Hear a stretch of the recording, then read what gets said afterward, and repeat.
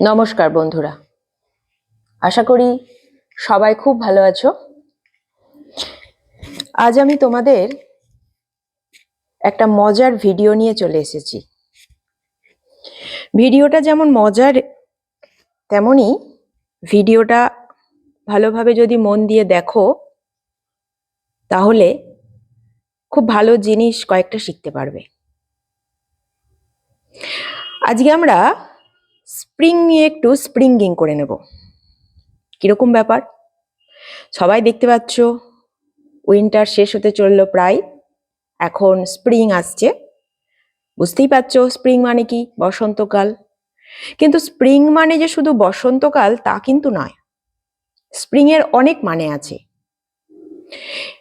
তো জানতে হলে অবশ্যই ভিডিওটা পুরোটা দেখতে হবে তোমাকে, আর দেখে নিয়ে একটা লাইক কমেন্ট শেয়ার কিন্তু করতে হবে।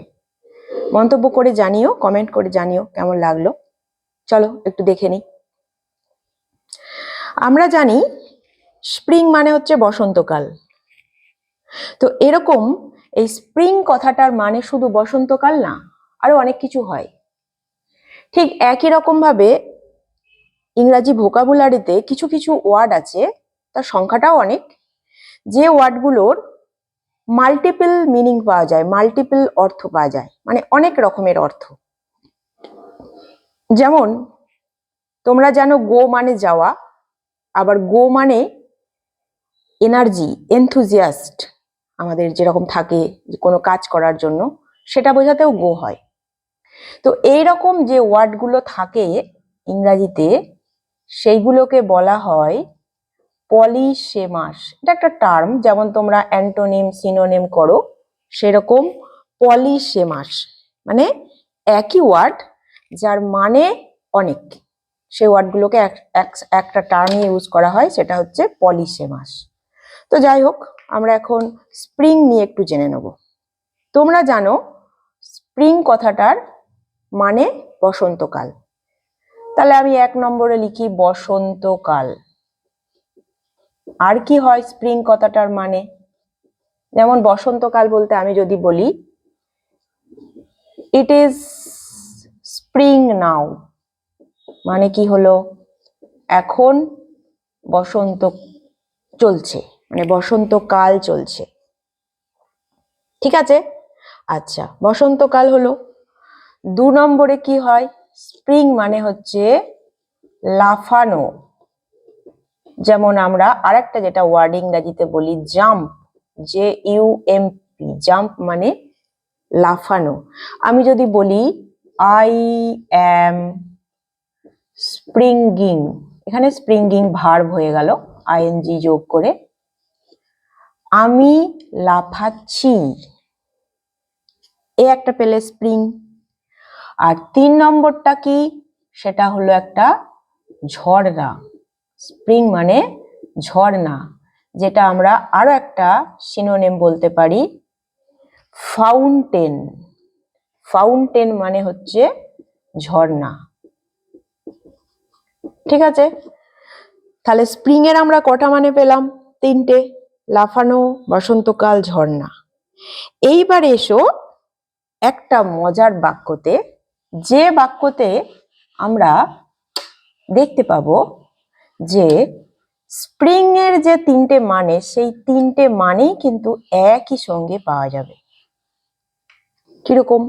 বাক্যটা লিখি, এ কাফ, কাফ মানে জানো গরুর বাচ্চা, বাছুর বা বেবি কাউ বলতে পারো, ইজ স্প্রিঙ্গিং, SPRINGING, মানে স্প্রিংটা এখানে ভার্ব, তার সঙ্গে আমি ING যোগ করেছি। তাহলে এ কাফ ইজ স্প্রিঙ্গিং মানেটা হলো কি, একটা বাছুর লাফাচ্ছে অ্যাট স্প্রিং টাইম, মানে বসন্তকালে। 2টো মানে পেলাম। বিসাইড, বিসাইড মানে হচ্ছে পাশে। A calf is springing at springtime beside a spring, মানে একটা বাছুর বেবি কাউ লাফাচ্ছে বসন্তকালে একটা ঝর্ণার পাশে। তিনটে মানে কি পাওয়া যাচ্ছে? একটু ভেবে দেখো তো, পাচ্ছ কি? আচ্ছা, আমি একটু ব্যাখ্যা করে দিই। কাফ মানে বলেছি baby cow.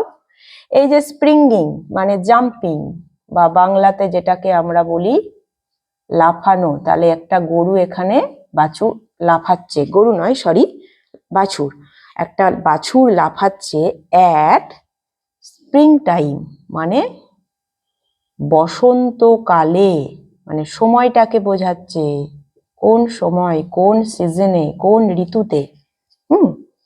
Calf is springing at spring time. Beside মানে জানো পাশে, বিসাইড এ স্প্রিং, কার পাশে? ঝর্ণার পাশে। তাহলে a calf is springing at spring time beside a spring, একটা বাছুর বসন্তকালে একটা ঝর্ণার পাশে লাফাচ্ছে। তাহলে দেখো, এটা একটা এমন বাক্য যে বাক্যর মধ্যে আমরা বসন্তকালের যতগুলো মানে আছে, যতগুলো মানে হয় বসন্তকালের না, স্প্রিং ওয়ার্ডটার একটু ভুল হয়ে যাচ্ছিল, পার্টিকুলার স্প্রিং ওয়ার্ডটার যতগুলো মানে হয়, তিনটে ভার্ব হিসেবে এবং বাকি দুটো নাউন হিসেবে, সেইগুলো কিন্তু আমরা সবগুলো এই বাক্যটাতে পেয়ে গেলাম। খুব মজার না? A calf is springing at springtime beside a spring.